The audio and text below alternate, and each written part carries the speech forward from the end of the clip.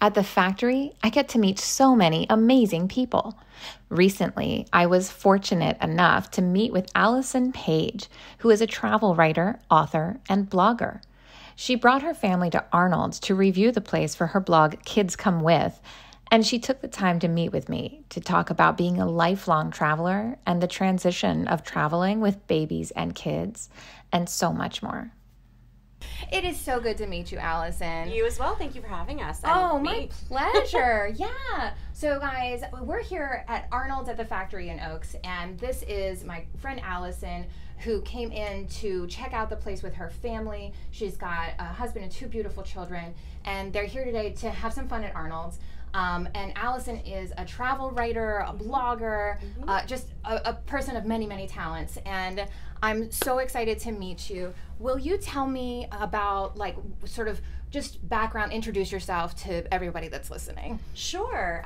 So I got into travel writing by kind of accident and not at all on purpose during COVID of all times, when we could not travel. And I missed it, and I was kind of craving it, and I was looking back at pictures and videos, and I used to make scrapbooks when I traveled, and so I started just like doing a little bit more writing and editing, and I was really active on Facebook groups having to do with travel, and so because I was like reminiscing about travel, I was spending a little bit more time on those during COVID, and you know, someone would ask about recommendations at this location or this location and places I had been. You were so like the go-to lady for this. Here are some great recommendations, or here are some tips for travel car seats, or like, you know, the most bizarre things, but things that are practical, like when it actually comes time to travel that you're thinking about.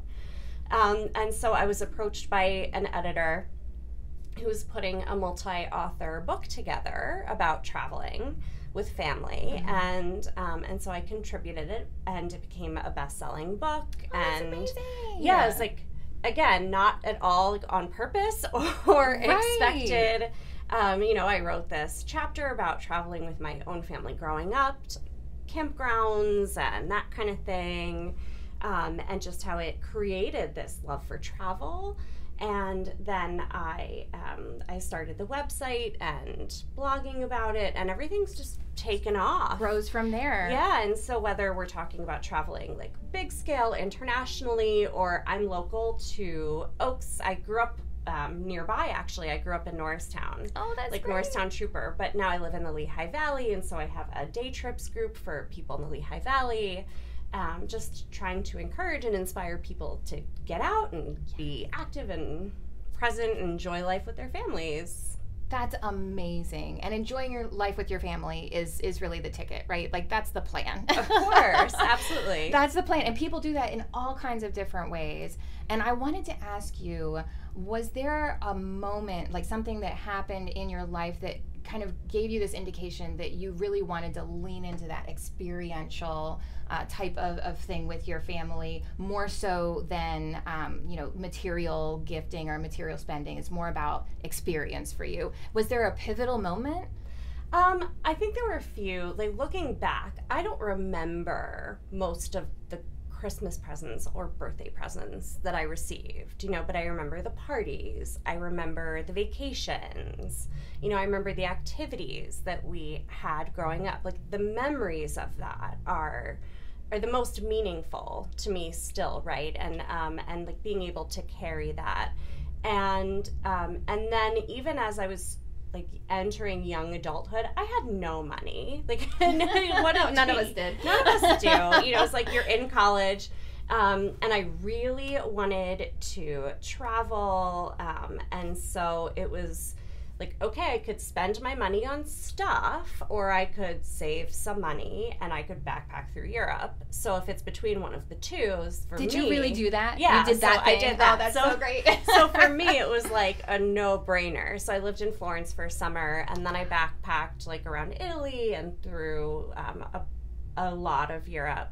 And my parents always supported my love for travel growing up. Like, they were supportive of me going like to this unique experience or that unique experience. But so yeah, if it was between the two, you know, like I could spend money on this thing, right? Or I could create all of these memories. Amazing. And so that is absolutely like where my mind goes. I will choose memory and experiences and like the ability to be present in that moment, whether by myself or with my family, like over and over and over again. Right. Yeah. So it's instilled in you from the get-go. Yeah, that's absolutely awesome.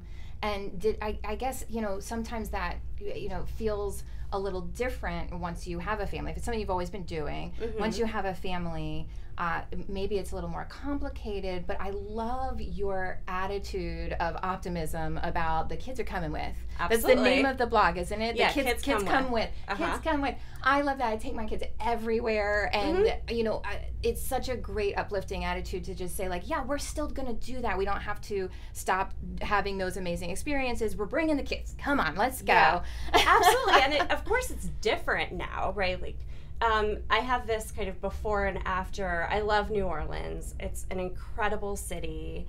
And New Orleans, as a traveler without children, is like a very different experience than if you have young kids, right? You know, like as an adult, you're going to jazz clubs and you're doing Bourbon Street at midnight, and you know, it's like going to bars. and then we went with our daughter. I want to say she was 10 months old. And so, like, for the first, you know, babies wake up early. It's just like not a thing I'd done in New Orleans before. Right.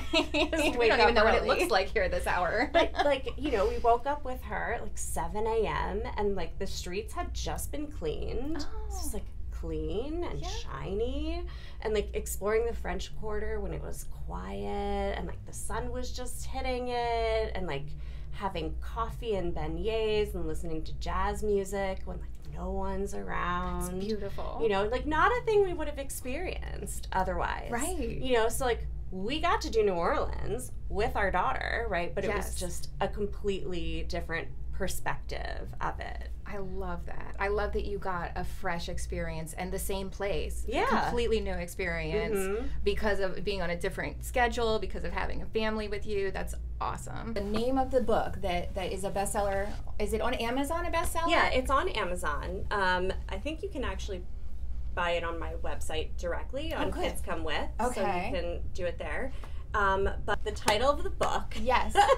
It's called Born to Travel, Trading Passport Stamps for Toys. That's excellent. And it's for encouraging travel for families, empowering parents to get out there with their kids. And so it's 12 authors from all over the world with very unique stories and perspectives. Oh, cool. For what inspires them to travel and their own anecdotes about traveling with kids. Yeah. I feel like some parents need some encouragement for that, because it can feel overwhelming to go do the same things. Like you went to New Orleans with a baby. And I think honestly, when I had a 10-month-old baby, I would have ruled it out, just out of hand. Absolutely not. That feels scary and like too much. So what are some of the biggest myths that you feel like people are walking around thinking about trying to travel with babies or really small children even? I think just that, like, it's scary. It's too much. It's hard, right? Like, I think it sounds hard. Like, babies come with so much stuff. How am I going to take all of the stuff with me? What if I need diapers? What if I need this? What if I need that? You know, it's like we have so much at home and like care for our children initially at home, right? Or like at daycare or with supportive family members where like all the stuff is there, all the supports are there. Comforting. Yeah, and so we're nervous about it. We're nervous about the stuff that they'll need. What if they get sick? My daughter has thrown up on me in like 20 different states. And like kids get sick anywhere, it's gonna happen. You can't, you know, there's no predicting that. You can't help it, right? Yes. So it's like it's happened. I think like multiple countries, multiple states. So they're not so much myths as real concerns. Yeah, but like, what is it that you feel like makes it easier to just like rise above that concern so that you can live your best life and enjoy all those great experiences? Yeah. So for us, I think it was really helpful to just like take a bit of a jump into it and see how it goes. Okay. So, and to do it with a place that's familiar for the first time, like a place you've gone before. Sure. Is a great opportunity. Or like go to visit family if you have family out of the area. Like our first airplane trip with our daughter was to visit my brother in Wisconsin. And so we flew to meet him. He picked us up at the airport. He had a crib there because they were about to have a baby. So, like, they had some baby stuff, right? It wasn't international. It was with family. We'd already been to visit him in Wisconsin. We knew what to expect. So it was a short flight. You know, it was only like 2 or 3 hours for that first time. You know, it wasn't like we were doing our first trip. Our first flight was like an 18-hour. Oh, gosh. Like, across the world. Right, right. You know, so that was great. And I think even prior to that, we had we had done a mini road trip, like to the beach, you know. Sure. And we or did, to here, someplace like here at Arnold. So we could so we had done day trips with her, which absolutely just got us used to getting out of the house with her for the day, right? I always have like a backpack that I throw into the car, whether it's my car, my husband's car, with like the typical medications we need when we're out with the kids, some coloring books, an extra change of outfits for either of them. And it's just like always pre-packed, so I don't have to pre-pack it every time we go somewhere.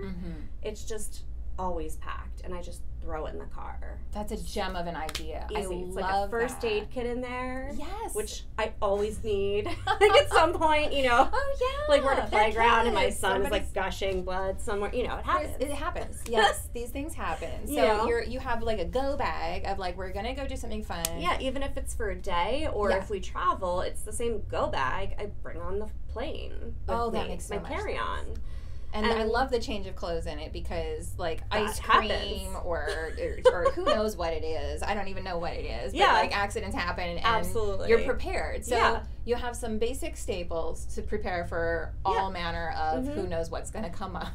And so I got used to doing that, like, right when the kids are little, which isn't a far jump from, like, taking the diaper bag with you when the kids are little, right? That's true. Same kind of thing. Just always have the bag of all the things you might need. Mine is snacks. We need a lot of snacks because nobody's nice when they get hungry. They're not nice anymore. Nope, I have snacks in my bag. My kids, which is like the loveliest thing now, my kids pack their own like mini go bags. Oh, that's great. So like before, like I was hopping out of the shower and my kids each had their own, like they call them their adventure bags. Okay. So like, and so they pack it with water, 2 snacks each, and some stuff for the car. There's so like a checklist. Yeah, that is great. How old are the kids right now? 5 and 8. 5 and 8. So that's such a great sweet spot where they're like self-sufficient for packing their own, and it kind of must get them excited about it's adventure time. They do. We're on adventure now. That's great. Time to pack the adventure bag, right? Like even if it's like just for the day. Absolutely. Yeah, and if we're going like on a long trip, obviously there's like more that's involved. You know, it's like electronics and you know, stuff for the airplane or that kind of thing. Of course. But yeah, that's okay. I love that's brilliant. Love it, and it just transitions great from like baby toddler to where they're at right now, that they just always have an adventure bag. I think I need my own adventure bag because sometimes it's me about the snacks. Like I'm not very nice if I'm really. I've been told. Or like we need to pack our own. You know, like my husband and I are like pretty protein heavy. Like with our we always like to have protein bars and that kind of thing. And there's nothing worse than going somewhere where like all they have is like popcorn. Which, like I love myself a bag of popcorn, but like that's not like a healthy choice always for me or for my husband. Right. And so like we will always have like protein bars and protein chips and like healthy stuff that I know is like to depend on if there are no good options. And sometimes there are great options. Like here you have great options, right? But we don't know, you know, sometimes you go somewhere where it's like there's only like 4 things that you could order. Yes, no, I completely know. We have expanded our menu like over the last couple of years, and every so often in a meeting, somebody will have this great idea and say, actually, the last one was somebody said we should have root beer floats. I know that's not a healthy snack, but they were talking about, like, we have ice cream, we have root beer. Why are we not putting them together and put that on the menu? My favorite treat. And when somebody says something like that, I'm like, yes! So it keeps growing. Every time somebody has a good idea, we put, like, another fun thing on the menu. Which is awesome. Speaking of surprises, I wanted to ask you, what can you think of a time that you were out on a journey, like just anywhere, even close to home, that you, like, had sort of a surprise gem of an experience? I feel like this happens when we're on a road trip. Maybe it's a little stop on the way, or we've gone somewhere that we kind of thought might be a struggle for the kids, but it turned out to be like the best thing they've ever done. Yeah, a few come to mind for me. So I would say locally, Spring Lake, New Jersey is like a beach town that should not exist in New Jersey. Like, you think, like, New Jersey beach towns have a very similar vibe to them, like a lot of them. And this one just is like, it's like was transported from like the northeast coast. Okay. Like, landed in New Jersey. Oh, I call it like the Narnia of New Jersey beach towns. Like, there's no traffic, there's not one traffic light. Oh, wow. Like, people, and it's on, so it's called Spring Lake. I thought it was on a lake when I heard the name of it. It has both a lake and a beach. Oh, wow. So, like, the lake is 2 blocks from the beach, which is also just really cool. You know, there's shade everywhere. It's like this wooded park. Beautiful. Like, there are not many beach towns where there's shade. Everywhere, right? But shade everywhere, like a gorgeous town. Good. So that's, like, I would say a place that's surprising and close to home. I think, like, there have been so many times where we've just been on the road and willing to make a quick detour, like to stop and have an experience, and I think that's huge. There's an app we use called Road Trippers, which is great because you can look for like unique experiences or places in nature. So like my daughter and I went, we had a girls' day recently. We went to New Jersey, and we went to Clinton, New Jersey. Has this like pretty red mill along the water. You can have like a boba tea and like sit along the water. But right by, and I didn't realize this, there was a state park that I had found. It's like a 5-minute detour. So we went to the state park. It has a playground. It has a beach. It has like these beautiful trails. So we spent the afternoon there. It was so sweet. And that wasn't even on the agenda. It wasn't on the agenda. It's like being open to like using an app like Google Maps or like any Maps program, or looking on a Facebook group to find local things in that area, or, you know, just kind of exploring and being able to find these other little gems nearby. Yeah, these Facebook groups have been really useful. I've partnered with a few of them where people reached out to us and said, hey, like, can we do a giveaway, you know, to promote Arnold's on our Facebook group? And there's a lot of them for people in a certain region that are looking for, what do we do within a day's drive? Yeah. And I think, are you the leader of one of these, or just involved in some way? Yeah, so I had started it's new, actually, pretty new, like to the Lehigh Valley. It's the Lehigh Valley on Facebook, the Facebook group is Lehigh Valley Day Trips. Okay. Like in or around the Lehigh Valley, because there wasn't one, which kind of surprised me, because there are all these different groups, like moms groups, parent groups, where people are asking about day trips. Yeah, what should we do? Right, and all these other things, but there's no dedicated group to day trips. Okay. So now we have one. Now we have and one. It's kind of blown up, and it's gotten to be really active and fun. And and Arnold would like to welcome you here. Yeah, in the Lehigh thank you for Valley. having us. Come to Arnold for a day trip. How long was the drive? Less than an hour. It's less than an hour from Lehigh Valley. And I think people are familiar with like the Philadelphia Premium Outlets, which are right nearby. Yes. Right? Yes. And there are, I think, places in the Lehigh Valley that are becoming really popular, like those indoor play spaces that are like trampoline parks or that kind of thing. Yeah. But I will tell you, like, my kids were thrilled about, especially the bowling here. We've actually never been bowling as a family. That's amazing. This is our first time. Wow, you're going to have fun. Because a lot of the bowling alleys in the Lehigh Valley have shut down. Oh, there are almost no bowling alleys left in the Lehigh Valley. I think there are like 2. Oh my goodness, wow. So yeah, because we kept looking to go bowling, it's like, oh, this place that we were intending to go is now closed. And Oh, COVID might have unbelievable. had an impact on that. I'm sure it did. COVID was really hard on that industry, certainly on all of us. But coming back from that, speaking of bowling, we actually just partnered with an app called Bowl Now, where you can put in your zip code and it'll show you all the places in your region that are registered with them where you could do bowling, and it operates our reservations. So it's like this new thing that you can go on our website and reserve a lane and have it ready at a certain time before you get here. That's great. Whereas a month ago, or no, 6 months ago, it was just show up and hope that there's space. Yeah. It just feels a little dicier. But yeah, all these indoor play spaces. We have a couple trampoline parks, right? And I think we have a great little arcade, and some of the trampoline parks have an arcade, or one of them I think has some go-karts, but nothing out in our area, directly in the Lehigh Valley. Right there, sure. Has anything close to everything that you guys have here. And honestly, in the Lehigh Valley, end to end is 40 minutes. So for a lot of people in the Lehigh Valley, this is not that much further. Going elsewhere in the Lehigh Valley. Yeah. I have to say, we have one of the biggest indoor play parks in the country. There's probably only 4 or 5 of this scale. Yeah. So, and I think a lot of people don't realize we that didn't it's even in walking your backyard. in. We were this. I mean, we knew kind of logically how big it was just from looking it up online, but we walked in and all of us whoa, this keeps going. This is no way joke. Far back. Yes, yeah, it is really big. Chuckling at how huge it is. Yes, absolutely. There's a lot to do. Do the kids have something at the top of their list of I'm headed straight for? I mean, they're really excited about rides. Oh, good. And bowling. Good. Yes. Mini golf. Mini golf, yes. Really excited about mini golf. We haven't been mini golfing yet this year. Oh, good.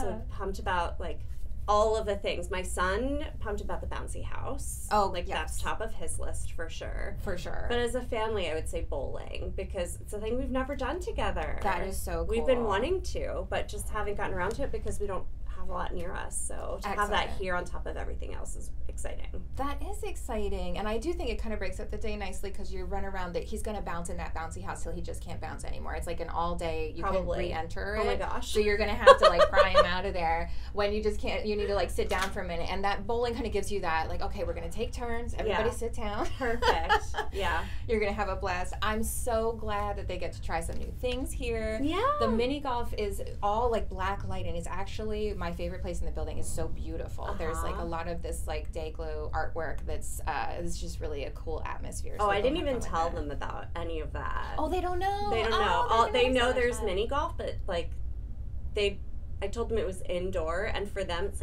how is there indoor mini golf? Right. You know, but I didn't even tell them about the black light or anything. Oh, it's gonna blow their minds. It's an underwater fun. theme, and there's a mermaid and coral and a shipwreck, and it's so beautiful. They're gonna love it. Yeah, I love it too, because the arcade is it's blinky lights and loud music, and it's it's really fun. But the mini golf is kind of a respite from the overstimulation.